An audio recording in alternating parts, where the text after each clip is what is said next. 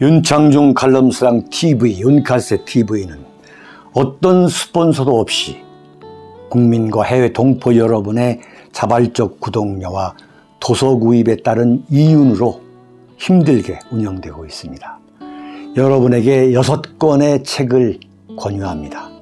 3년간의 죽음보다도 더 고통스러웠던 그 기록을 담은 피정, 그리고 박근혜 대통령 탄핵을 기록한 2017년 12월 운명, 문재인 정권의 피비린내 나는 정치 보복을 상세히 기록한 칼춤과 부활,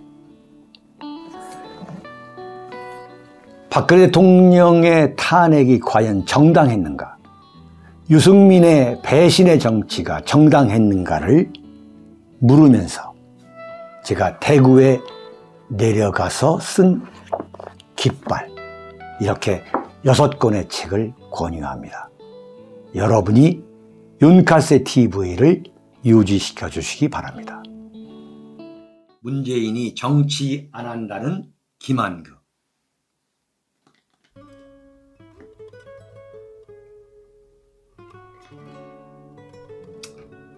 참 이걸 보면은 윤창중이가 이게 참 어떻게 보면 점쟁이에요, 점쟁이. 문재인이가 5월 23일이죠. 그 봉화마을에서 열린 노무현 추모식에서 문재인이가 연설을 하지 않았어요. 그 연설을 하지 않은 이유를 어떻게 봐야 되느냐? 아니, 동무대인데. 여기서부터 우리가 얘기를 해봐야 돼. 정말 윤건영이 말대로 정치 일선에 나서거나 하는 일이 없을 것이다. 그러기 때문에 문재인이가 그냥 그날 구경만 했느냐? 천만의 말씀. 천만의 말씀인 거예요. 이건 새빨간 거짓말인 거예요. 문재인이가 그날 나서지 않은 이유는 뭐냐면, 윤석열 정권으로부터 노골적인 자신을 겨냥하는 이른바 적폐청산, 그 칼날을 피하기 위한 거예요. 피하기 위한 거예요. 사실 무슨 얘기냐? 어디에서 교훈을 얻었느냐? 노무현이가 봉화마을 내려가 가지고 호메이니처럼 관광객 불러들이고 찾아오는 관광객들 앞에 나와 가지고 연설하고 이랬을 때 바로 그것 때문에 노무현이 자신의 목숨을 재촉했다. 이렇게 문재인이가 보기 때문에 이번에 차지하고 절제하자, 이렇게 하는 것이지,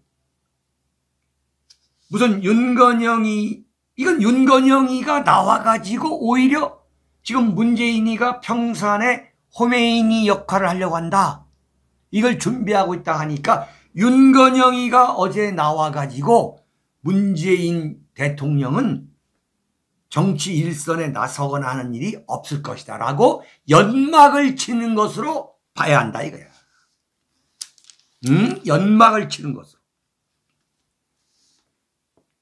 이미 청와대에서 평산으로 내려올 때에, 오기 전에 정치하기로 만반의 준비를 하고 온 거지.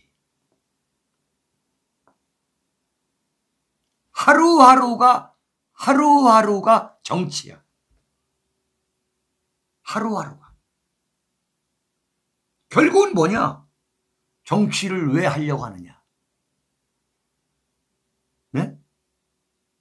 영향력을 확대해가지고 윤석열 정권으로부터 비리, 비위 수사의 그 칼날을 피하기 위한 방호벽을 설치할 수밖에 없는 거예요. 방호벽. 네?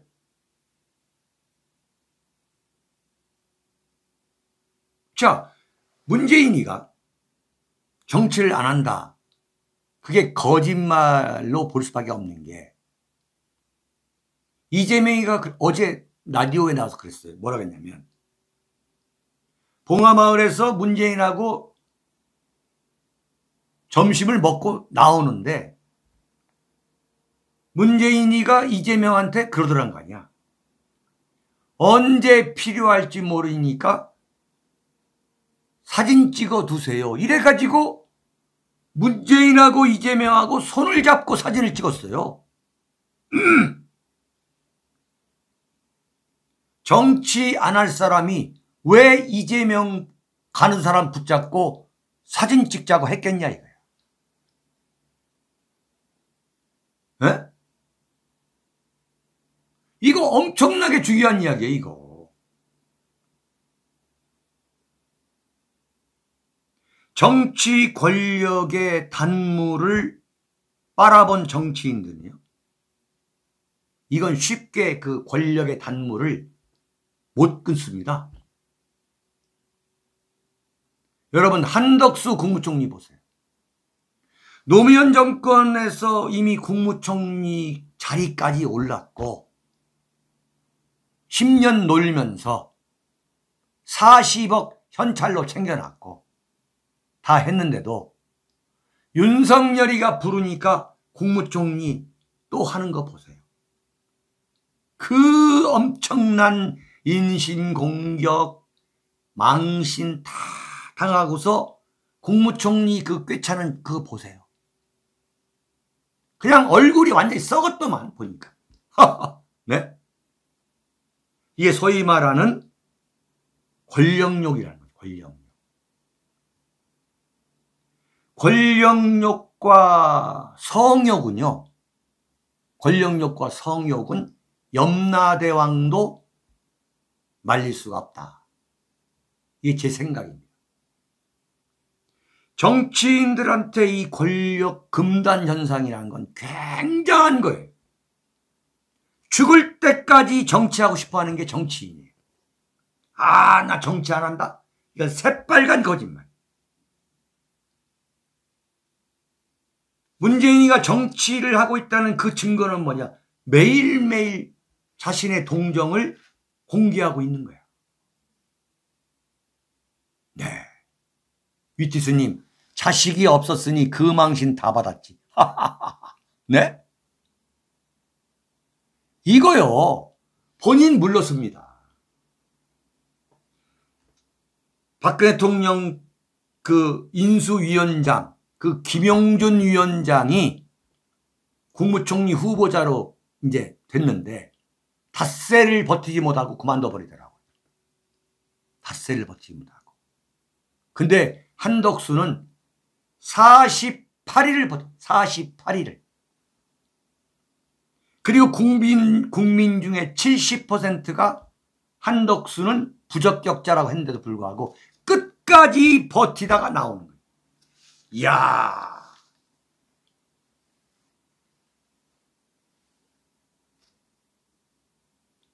퇴임하고 청와대 나올 때 다시 출마할까요? 이건 권력의 이 단물, 이 본심을 나는 보였다고 봐요. 틀림없이 탁현민이가 적어준 겁니다. 탁현민이 누구예요? 문재인의 그 마음을 알거든. 본심을 보여준 거예요. 여러분, 뭐 앞으로 한 달, 두 달 또는 1년, 2년 있다가 야, 윤창중이 대단한 사람이다. 그때 말이야, 문재인이가 나는 자연인이다. 나는 자연인으로 살고 싶다. 그렇게 얘기했는데도 불구하고 아니다. 문재인 틀림없이 정치합니다. 그랬는데 문재인 정치하는구만. 윤창중 참, 야, 그거 완전 쪽집게 점쟁이야. 여러분, 말레이시아 총리를 했던 이 마하티르 총리가요, 92세의 총리로 다시 부활했어요. 노무현이가 봉하마을에 내려가가지고 엄청난 뭡니까? 노사모 국민들이 몰려들었어요. 그때 나왔던 이야기가 여러분 기억나세요? 노무현이가 그때 야당에 맨주가 없다 이거야. 이른바 노무현이가 양산의 호메인이로 지금 부상하고 있다. 그래서 그 다음에 있는 국회의원 출마, 국회의원 선거 때 양산에 출마한다는 설이 파다했어요. 그때 노무현이가 몇 살인 줄 아세요? 노무현이가 지금 자살한 게 13년 전이니까 64입니다. 64. 그거 이명박 대통령한테 다 보고됐을 거예요. 그래서 이명박 검찰이 노무현 잡기 시작한 거예요.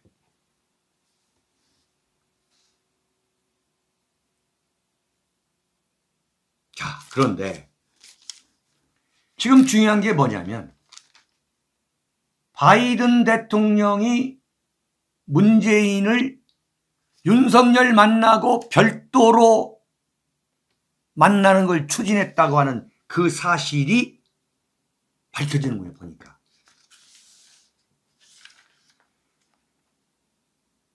그 문재인 정권 때의 외교부 1차관을 했던 최종건이라고 연세대학교 정외과를 나오고 소위 말하는 연정 라인, 문정인 라인의 그 꼬붕이에요.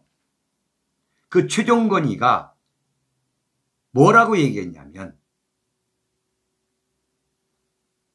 문재인이가 청와대에 있을 때에 바이든 대통령이 문재인을 한번 만나고 싶다고 전갈이 왔다는 거예요. 5월 달에 내가 한국에 갔을 때에 당신을 만나고 싶다. 그래서 문재인 쪽에서 뭐라고 했느냐. 그때는 대통령이 문재인이가 아니고 다음 어떤 대통령이 나올 겁니다. 그렇게 얘기했더니 그쪽에서 좋다. 전직 대통령 문재인을 만나자고 했다는 거지. 이 명확한 거예요.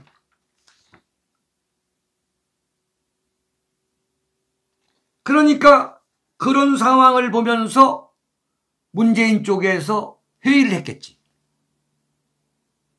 이거 보십시오.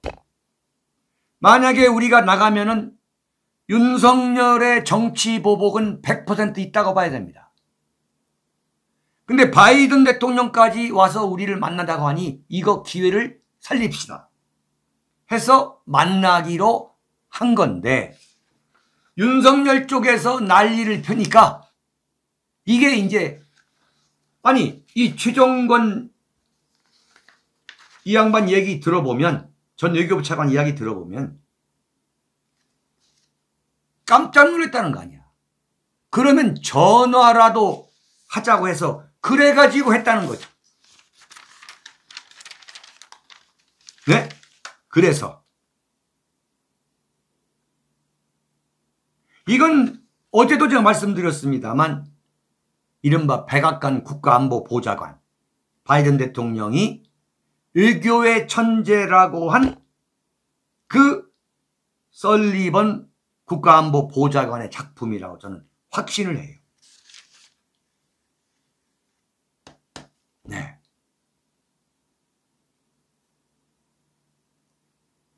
이걸 윤석열 대통령이 잘 알아야 됩니다. 김정은이가 무력 도발을 했을 때에 과연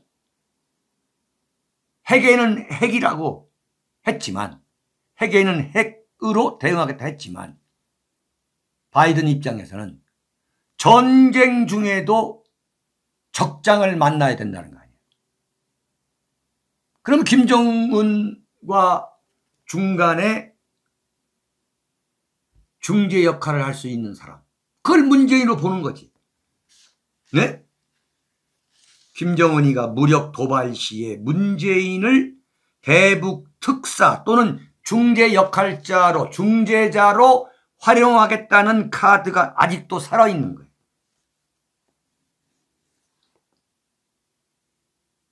여러분, 내가 왜 이런 문재인에 대해서 언급을 자주 하는 이유는 이건 대단히 윤석열 정권을 뒤흔들어 버릴 수 있는 그런 음모나 기획이나 카드가 될 위험이 있기 때문이에요.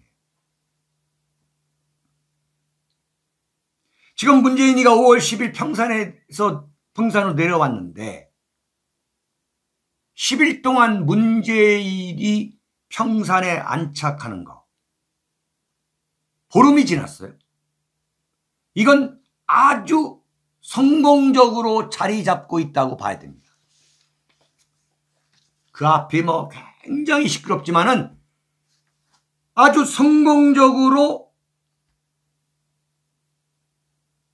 자리를 잡고 있다. 문재인이가. 네. 어제 박선영이도 가서 봤잖아요.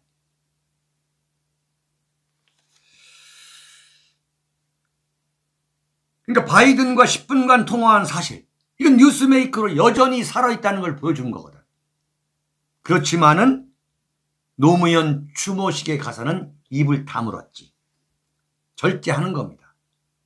그런데 만약에 김정은이가 무력 도발할 때 틀림없이 문재인이가 대북 특사로 나서는 방안에 대해서 바이든 대통령 쪽과 충분히 협의, 논의했을 거라는 봅니다.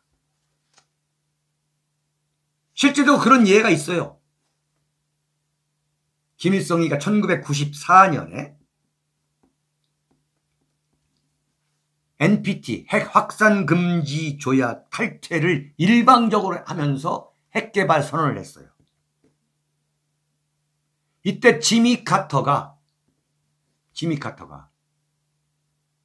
서울에 와서 당시 대통령 김영삼 대통령을 만나고서 방북을 해서 김일성을 만나가지고 김영삼 대통령과 정상회담을 하자.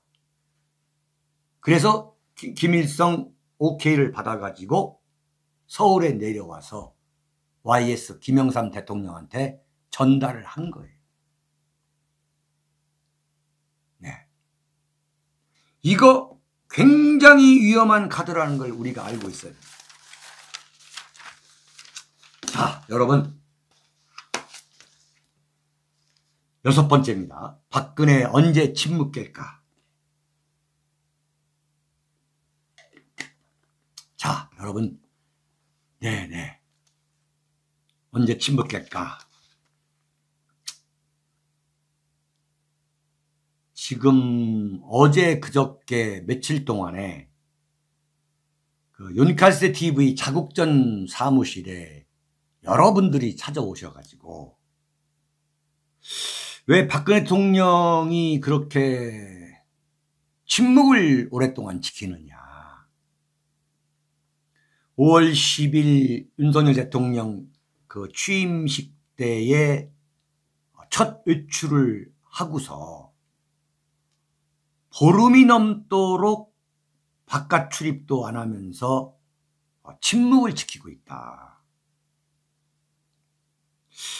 그러면서 이제 이야기들을 하시는데 그게 두 가지예요. 박근혜 대통령이 그 침묵을 지키고 있는 이유가 혹시 건강에 문제가 심각하기 때문에 침묵을 지키는 게 아니냐. 아니면은 아예 침묵 속으로 사라지면서 정치 재개를 결코 하지 않겠다 하는 이 방향으로 가고 있는 게 아니냐. 이런 걱정하는 목소리가 굉장히 많아요. 당신 윤창중 생각은 어떠냐. 그래서 제가 조금씩 말씀은 드렸습니다만 우리 윤카세 TV 시청자 여러분들한테 이걸 다 좀 설명을 해드리는 게 제가 도리라고 생각해서 말씀을 좀 드리면, 지금 대구 사저를 직접 찾아가는 방문객들도 이런 걱정 때문에 내려가는 것이 틀림없어요. 박근혜 대통령이 건강이 굉장히 나쁘기 때문에 그런 거 아니냐.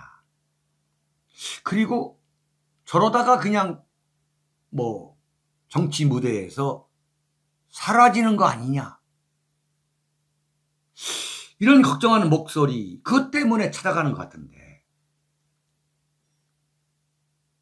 저는 이렇게 봅니다. 지금 3월 24일 퇴원하셔가지고 이제 2달이 됐습니다. 제가 정말 박근혜 대통령한테 간절히 말씀드리고 싶은 게 뭐냐면, 이제 국민들하고 소통에 나설 필요성이 정말 절박한 상황이다. 그동안 박근혜 대통령을 지키면서 지지를 유지해온 이 국민들을 상대로 이 지지 세력들을 향해 가지고 적어도 자신이 어떻게 지내고 있느냐, 자신의 건강 문제를 포함해 가지고 자신의 근황에 대해서 이런저런 인간적인 스토리를 공개하는 것이 그동안 박근혜 대통령을 사랑하고 존경하고 박근혜 대통령에 대해서 신의와 의리와 기계와 절개를 지켜온 그 국민들에 대한 최소한의 도리가 아니겠느냐. 저는 이걸 정말 박근혜 대통령한테 제가 말씀을 간곡하게 드리고 싶어요. 물론 말 한마디만 해도 억측과 과장이 아마 뭐 이루 말할 수 없이 나올 거예요. 정치 재개할 것이다, 이런 추측부터 나올 거예요. 그럼에도 불구하고 지금 2달이 됐는데 침묵을 계속 지키는 것은 여러 면에서 바람직하지 않다. 그것은 자신을 열렬하게 사랑하고 지지해온 세력, 그 국민들, 이른바 박근혜 아미에 대한 인간적 도리가 아닌 것 같다. 그런데 이런 인간적 도리를 모를 박근혜 대통령도 아니다 이거예요. 그렇다면은 그 이야기까지도 박근혜 대통령이 국민들한테 이야기를 해야 되는 게 아니냐. 내가 정말 여러분들한테 이런저런 이야기를 하고 싶은데 내가 건강이 아직 회복이 되지 않았다, 아니면 건강이 지금 상당히 회복이 되고 있다, 네? 여러분들 걱정하지 마셔라.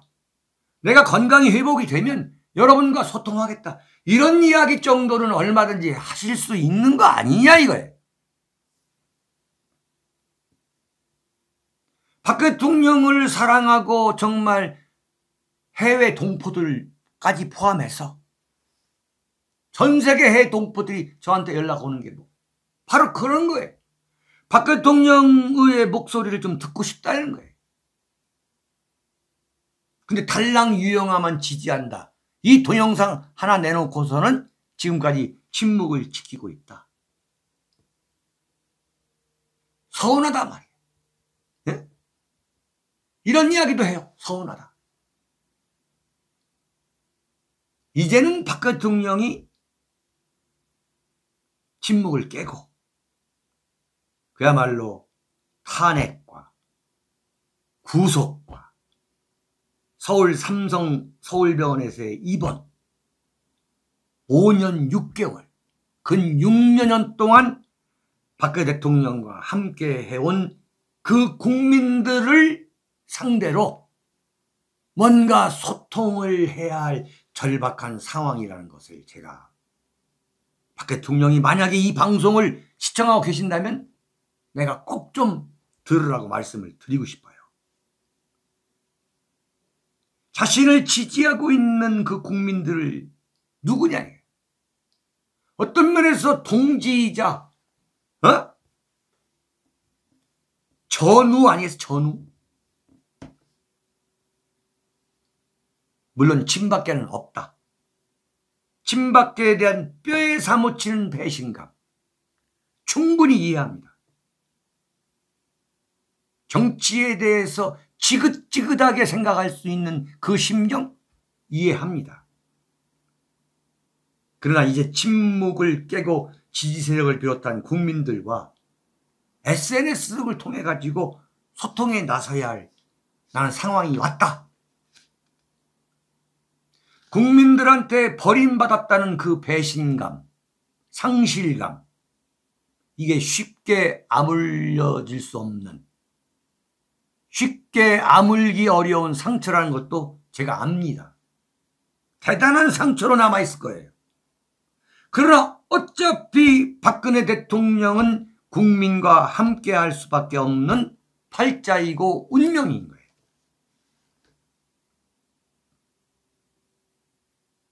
네.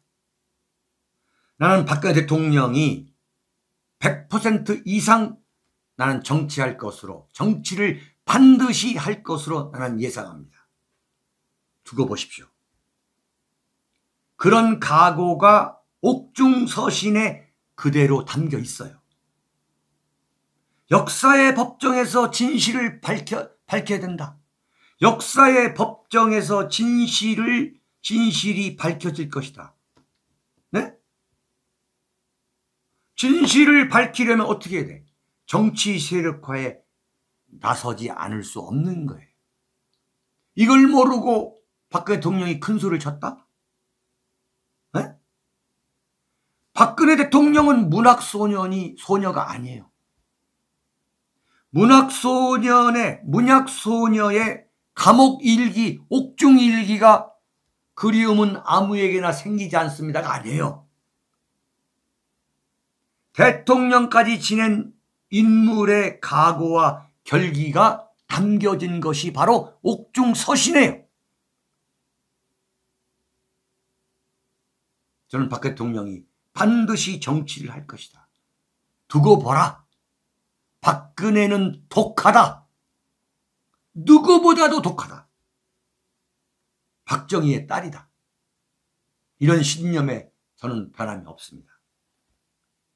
또한 박근혜 대통령을 지켜보고 계시는 국민들도 좀 더 여유를 갖고 박근혜 대통령에게 시간을 주는 것도 필요하다. 또한 박근혜 대통령도 그렇다고 서두를 필요도 결코 없다 이거예요. 반드시 대한민국이 박근혜 대통령을 부르는, 소환하는 날이, 그런 상황이 나는 멀지 않은 장래에 오고야 말 것으로 본다. 그러나 박근혜 대통령이 그날이 올 때까지 그 모든 시간을 침묵으로 때우는 것, 침묵으로 유지하라는 것은 그건 현명한 선택이 아니다. 나는 그런 말씀을 드릴까 합니다. 여러분, 오늘 방송은 여기서 마치도록 하고요. 대단히 감사합니다. 그리고 좋아요, 동시 시청자 수의 지금 절반도 안 됩니다. 좋아요 수가. 좋아요 좀 눌러주시면서 나가주시기 바라고, 구독 누르는 거, 또 자발적 구독료, 도서주문, 페이팔 감사드리고요. 오늘 채팅에 참여해 주신 여러분께 감사의 말씀을 드립니다. 네, 목이 많이 좋아졌죠? 네, 목이 많이 좋아졌죠. 지금 열심히 훈련하고 있습니다. 그리고 슈퍼챗 보내주신 분 감사드립니다. 다른 채널처럼, 다른 유튜브처럼 엄청난 슈퍼챗은 안 들어옵니다만, 네, 뚜벅뚜벅 매일매일 하루하루를 여러분에게 진실을 말하도록 하겠습니다. 여러분, 대단히 감사합니다. 고맙습니다. 네.